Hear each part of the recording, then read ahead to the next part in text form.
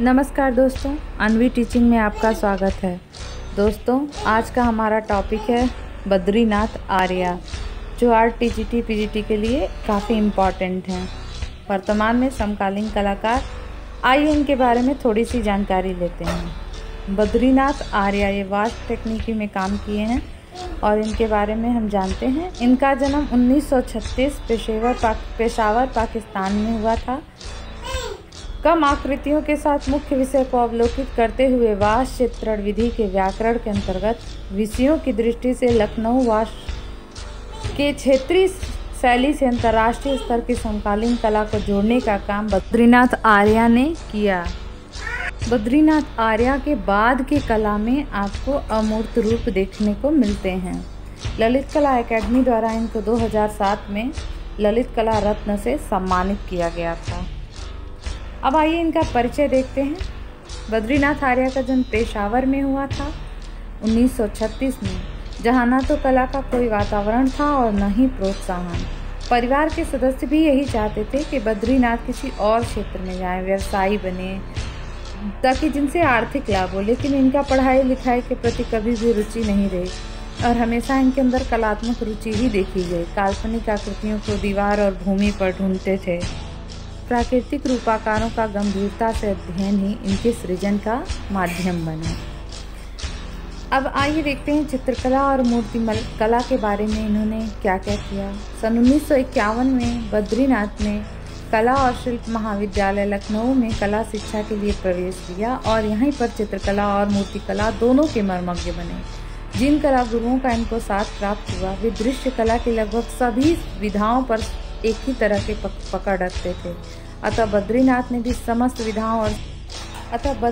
ने भी अपनी कला के समस्त विधाओं में अपनी शैलियों को एक निर्धारित दिशा प्रदान की। जो उस समय उनके कला गुरु थे, उसमें असित कुमार हलदार द्वारा लखनऊ में वास्त शैली का परिचय दिया गया था, जो कि एक विशेष शैली बनकर उभर चुकी थी, जो कि शास्त्रीय शैली से काफ़ी अलग थी। अतः अपनी दक्षता और सृजनात्मकता प्रमाणित करने के लिए यह आवश्यक था कि वास्त शैली में कार्य किया जाए।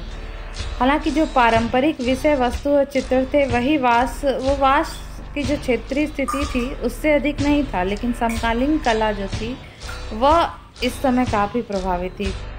लेकिन बद्रीनाथ आर्या जी ने सामाजिक और राजनैतिक विषयों से अलग हटकर प्राकृतिक विषयों, नैसर्गिक विषयों पर अपना ध्यान केंद्रित किया।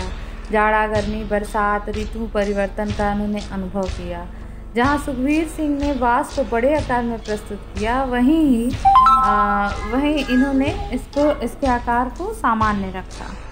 अगर वास्त चित्रकला शैली की बात करें तो यह शैली उस समय पहले ही स्थापित हो चुकी थी। असित कुमार हलदार जी लखनऊ आए थे, उससे काफ़ी समय पहले ही यह शैली स्टार्ट हो चुकी थी।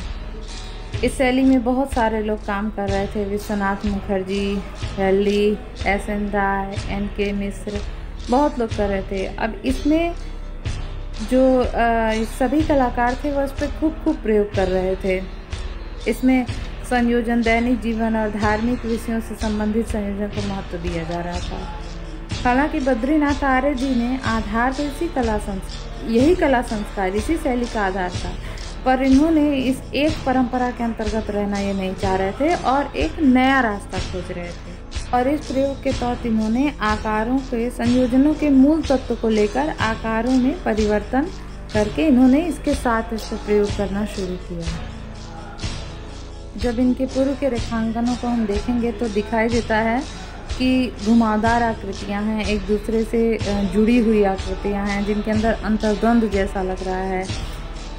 ऐसा है जैसे कि कई 3-4 सांप एक दूसरे से गुथे हुए हैं, इस तरह का रेखांकन है। और ग्रामीण है, नारी आकृति, पशु पक्षियों का अंकन है। इनके रेखांकनों में मानव शरीर की संरचना, लयात्मक रेखाएं, ये सब भावाभिव्यक्ति आप बहुत ही अच्छे से देख सकते हैं। विशेष रूप से इन्होंने पशु पक्षियों का अध्ययन किया है, वही उनके रेखांकन के प्रमुख विषय रहे हैं।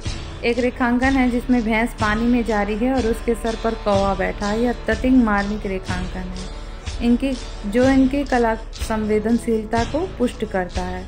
बद्रीनाथ आर्या के अगर आप आरंभिक चित्र देखेंगे तो वह आकृति मूलक है, स्वाभाविक और यथार्थता लिए हुए है। विशिष्टताओं के प्रमुख लयात्मक रेखाओं की प्रधानता होने के बावजूद छाया, प्रकाश, अलंकरण और घनत्व का उसमें ध्यान दिया गया है। नारी सौंदर्य, संवेदनशीलता और स्वामी भक्ति, यही इनकी भारतीय संस्कृति को पुष्ट धरातल देने वाले अनुभव को दिखाते हैं। इनकी शैली शास्त्रीय शैली है, इसमें अधिक प्रयोग किए गए हैं, इन प्रयोगों की नवीनता है जो इनको आधुनिक व प्रयोगात्मक बताते हैं। सही मायने में देखें तो बद्रीनाथ आर्य एक संपूर्ण कलाकार थे। उनको कला जगत में संपूर्ण कलाकार का दर्जा दिया जा सकता है, क्योंकि अनेक शैली और माध्यमों में पारंगत होकर कई विद्यार्थियों का बीजारोपण किया, अर्थात कई विद्यार्थियों को इन्होंने सिखाया और कलाकार के रूप में नित्य नए नए प्रयोगों को करते रहे और अपने समकालीन कला जगत में इन्होंने बहुत ही अलग तरह की कला को पहचान दिलाया। बद्रीनाथ आर्य की वास शैली जो है, वो वास शैली और बद्रीनाथ आर्य एक दूसरे के पर्यायवाची बन चुके हैं। गुप्तकालीन चित्रों की लयात्मक रेखाओं, आदर्श सौंदर्य के अनुसार रची जाने वाली मानवाकृतियाँ, इन सब को उन्होंने वास शैली में प्रयोग किया। जो वास शैली बंगाल स्कूल से स्टार्ट हुई थी, लखनऊ तक आई थी, इसको अंतर्राष्ट्रीय रूप में इन्होंने पहचान दिया और समकालीन कला का इसको पर्याय बना दिया।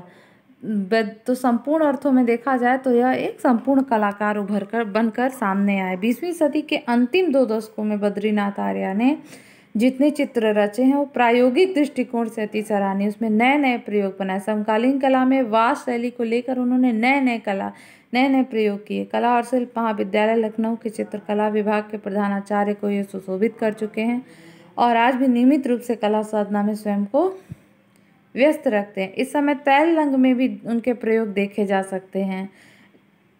तो इस तरह से देखा जाए तो उन्होंने तैल रंग के पतली परतों का प्रयोग किया जो कि जल रंग का जैसे प्रभाव उत्पन्न करता है। कैनवास को भी सैंड पेपर से घिस कर उस पर वास का प्रभाव उत्पन्न करते हैं। इस तरह से इन्होंने कई तरह के प्रयोग किए हैं। लखनऊ वास को इन्होंने विभिन्न क्षेत्रों में स्थापित किया है। तो बद्रीनाथ आर्य जी सही मानों में समकालीन और संपूर्ण कलाकार हैं। तो दोस्तों, बद्रीनाथ आर्य जी पर बनाया गया वीडियो आपको कैसा लगा हमें कमेंट बॉक्स में ज़रूर बताएं। अच्छा लगे तो लाइक सब्सक्राइब भी ज़रूर करिएगा, शेयर करना भी ना भूलिए। Thanks for watching.